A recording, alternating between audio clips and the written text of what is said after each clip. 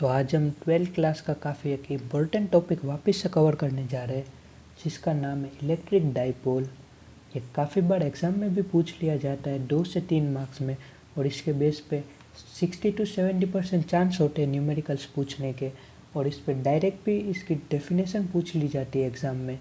तो यहाँ पे हम बात करें इलेक्ट्रिक डाइपोल की, तो नॉर्मली जो इलेक्ट्रिक डाइपोल होता है वो दो चार्ज को हम अगर स्पेस में सेपरेट कर देते एक पर्टिकुलर डिस्टेंस से, और उसके क्राइटेरियाज क्या क्या है साथ में कि वो दोनों जो चार्ज है वो दो चार्ज की पोलैरिटी अपोजिट होनी चाहिए, यानी कि अगर एक नेगेटिव है तो दूसरा पॉजिटिव होना चाहिए, और साथ ही साथ दोनों चार्ज का जो मैग्नीट्यूड है वो सेम होना चाहिए।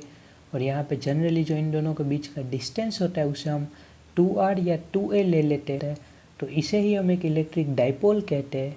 तो यहाँ पे इसकी डेफिनेशन है, electric dipole is a definition couple of opposite charge q and -q separated by a distance 2a और r। यहाँ पे यही बताया गया है कि अगर दो चार्ज है जिनकी ऑपोजिट पोलैरिटी है और जिसको कि हमने 2a डिस्टेंस से सेपरेट कर दिया, तो उसे ही हम कहते हैं इलेक्ट्रिक डाइपोल। तो ये वाला टॉपिक पूछने के चांसेस बहुत ज़्यादा होते हैं 12 बोर्ड एग्जाम में, और ये टॉपिक काफ़ी बार पूछा भी जाता है। यहाँ पे जो इलेक्ट्रिक डाइपोल होता है वो एक वेक्टर क्वांटिटी होता है, और उसकी एक पर्टिकुलर डायरेक्शन होती है, यानी कि डाइपोल नहीं बट जो इलेक्ट्रिक डाइपोल मोमेंट होती है वो एक वेक्टर क्वांटिटी होती है, और उसके पर्टिकुलर डायरेक्शन होती है जो कि जनरली हम negative charge to positive charge लेते हैं। तो यहाँ पे स्टूडेंट इस बात पे ज़्यादा कंफ्यूज होते हैं कि जो इलेक्ट्रिक फील्ड की डायरेक्शन है वो पॉजिटिव टू नेगेटिव होती है, बट जो डाइपोल होता है उसकी डायरेक्शन हम generally negative to positive charge लेते हैं। तो यहाँ पे भी यही लिखा हुआ है कि the direction of electric dipole moment आएगा, यहाँ पे मोमेंट नहीं लिखा हुआ बट यहाँ पे मोमेंट आएगा डाइपोल्स के बाद।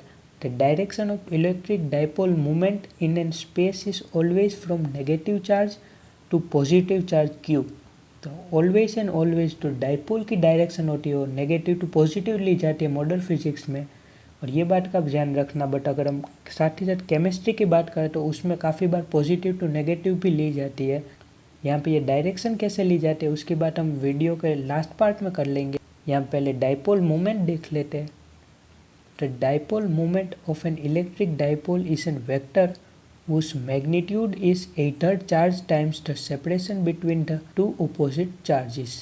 तो यहाँ पे जो डाइपोल मोमेंट होते हैं उसका जो मैग्नीट्यूड होता है वो होता है, यहाँ पर हम कोई भी चार्ज पॉजिटिव है या नेगेटिव है दोनों का मैग्नीट्यूड तो सेम ही है, तो कोई भी चार्ज मल्टीप्लाई बाय उन दोनों के बीच का जो डिस्टेंस है, यानी कि 2a है या फिर r ले लो, यहाँ पे जनरली d लिया हुआ है। तो यहाँ पे जो इलेक्ट्रिक डाइपोल मोमेंट होती है उसका मैग्नीट्यूड क्या होता है कि q इंटू उन दोनों चार्ज के बीच का जो डिस्टेंस है उसका प्रोडक्ट, और यहाँ पे जो डाइपोल मोमेंट होती है उसको p से रिप्रेजेंट किया जाता है। और यहाँ पे आपको पता है डाइपोल मोमेंट है उसकी डायरेक्शन होती है नेगेटिव टू पॉजिटिव, तो यहाँ पे जो डाइपोल मोमेंट है वो एक वेक्टर क्वांटिटी है। तो यहाँ ऊपर वेक्टर का साइन भी लगाया हुआ है p को वेक्टर क्वांटिटी रिप्रेजेंट करने के लिए, और यहाँ आखिर में लिखा है the direction is along the dipole axis from negative charge to positive charge, जो हमने पहले डिस्कस कर लिया है। तो अब यहाँ पे थोड़ी सी बात करते हैं इसकी डायरेक्शन नेगेटिव टू पॉजिटिव क्यों ली जाती है। यहाँ पे आप देख रहे हो कि ये जो p है वो एक वेक्टर क्वांटिटी है और सामने q इंटू डी है, तो यहाँ पे जो q है वो तो वेक्टर हो नहीं सकता, तो यहाँ हमें d को ही वेक्टर लेना पड़ेगा।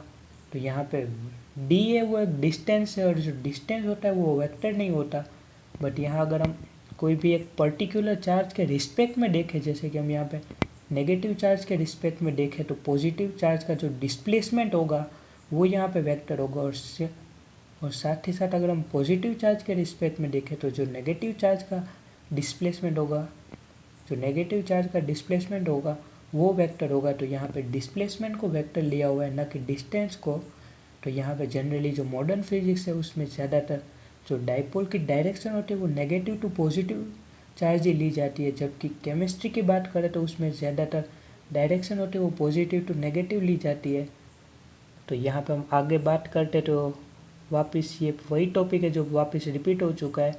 यहाँ पे देखने वाली बात सिर्फ इतनी है कि यहाँ पे जो डाइपोल होता है उसका SI यूनिट होता है वो होता है कूलम मीटर यानी कि cm, और काफ़ी सारी बुक में इसके और भी सारे SI यूनिट दिए हुए हैं, जैसे कि हम डिबाई की बात कर लेते हैं तो वो भी काफ़ी ज़्यादा बुक में दिया होता है।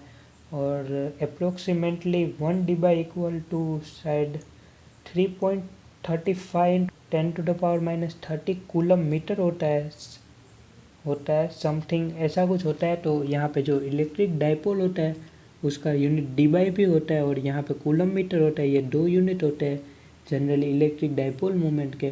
तो यहाँ पे 5th पार्ट के लिए बस इतना ही। जो 6th वाला पार्ट है उसमें हम एक और इम्पोर्टेंट टॉपिक कवर करने वाले हैं, जो कि है field at the axis of an electric dipole. कोई भी एक इलेक्ट्रिक डाइपोल है तो उसकी जो एक्सिस होगी वहाँ पे कितनी फील्ड लगेगी उन दोनों चार्ज के कारण।